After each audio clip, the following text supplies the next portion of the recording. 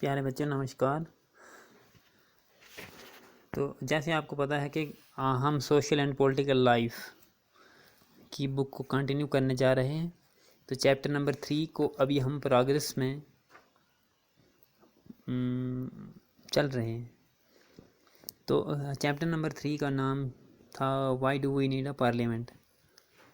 तो ये page number 30 पे है। तो उसके बाद हमने जो पेज नंबर 31 पे दूसरा टॉपिक है व्हाई शुड पीपल डिसाइड, उसको भी हमने स्टडी कर दिया था। आज हम पेज नंबर 32 पे पीपल एंड देयर रिप्रेजेंटेटिव्स, ये हमारा आज का टॉपिक है, हम इसको डिस्कस करेंगे। तो हम शुरू करते हैं। The take off point for democracy is the idea of consent, यानी लोकतंत्र की सबसे बड़ी सफलता जो है वो आइडिया ऑफ कंसेंट है, राय है। उस राय में होता क्या क्या है। द डिज़ायर, यानी लोग चाहते क्या हैं। अप्रूवल, लोग मानते किसको हैं, कौन सी गवर्नमेंट को मानते हैं, क्या मानते हैं। एंड पार्टिसिपेशन ऑफ पीपल, और लोगों की शमूलियत, कि लोग किस तरह से गवर्नमेंट के कामों में भागीदार हैं। It is the decision of people that creates a democratic government and decides about it's functioning, यानी ये लोगों का फैसला है कि वो डेमोक्रेटिक गवर्नमेंट को बनाते हैं और फैसला करते हैं कि वो किस तरह से काम करेगी। The basic idea in this kind of democracy is that the individual or citizen is the most important person and that in principle the government as well as other public institutions need to have the trust of these citizens.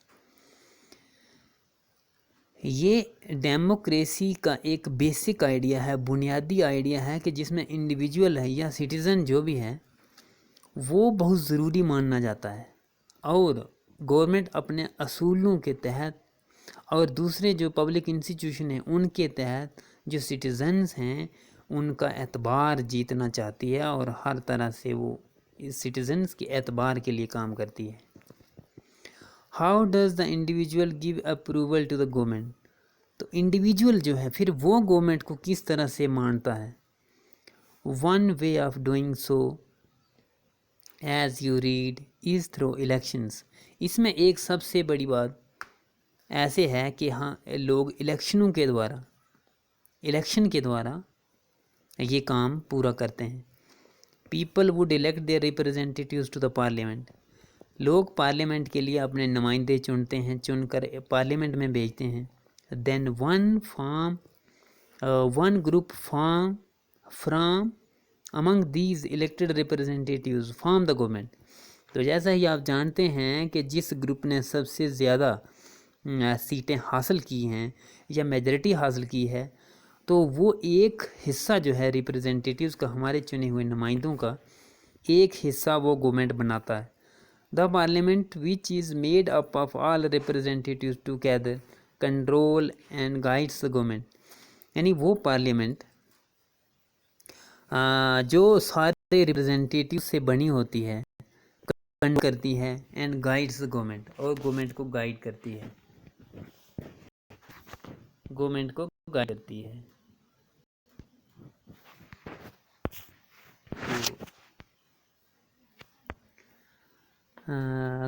को वो अपने रास्ते पर जो parliament है जो representative से बनी है वो गवर्नमेंट को कंट्रोल करती है और अपने हिसाब से चलाती है।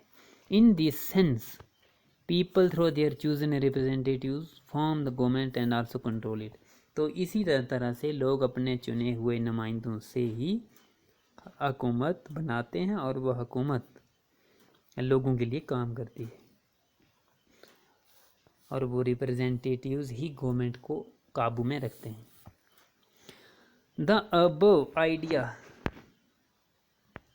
above idea of representation has been an important theme in your class 6 and 7 social and political life textbooks, यानी ये जो आइडिया है रिप्रेजेंटेशन का ये आपने पिछली क्लास में पढ़ा है, 6वीं और 7वीं में पढ़ा है इसी किताब में सोशल एंड पॉलिटिकल लाइफ। तो इसी किताब में आपने पढ़ा है। You are familiar with how representative, आपको पता है, आप जानते हो कि रिप्रेजेंटेटिव को कैसे चुना जाता है। At different levels of government. यानी आपने तीनों लेवल पढ़े थे पहले। गांव के लेवल पर पंचायत होती है जिसमें पंचेस और सरपंचेस होते हैं। उसके बाद अगर आगे चलेंगे स्टेट में जाएंगे तो वहाँ लोग एमएलएज़ को चुनते हैं। तो एमएलए स्टेट लेवल में स्टेट में हुकूमत चलाते हैं। उसके बाद जो हमारे एमपीज़ होते हैं वो सेंटर में हुकूमत चलाते हैं। तो यानी विलेज लेवल पे अलग गवर्नमेंट होती है, स्टेट लेवल पे अलग होती है, सेंट्रल लेवल पे अलग होती है। तो ये टायर सिस्टम है, 3 टायर सिस्टम। तो इस तरह से वो हुकूमतें चलती हैं जो आपने पिछली क्लासों में पढ़ा है। तो मुझे लगता है कि अब आपको ये topic people and their representatives यानी लोग और उनके चुने हुए नुमाइंदे, ये आपको अच्छी तरह से समझ आ गया होगा। Thank you.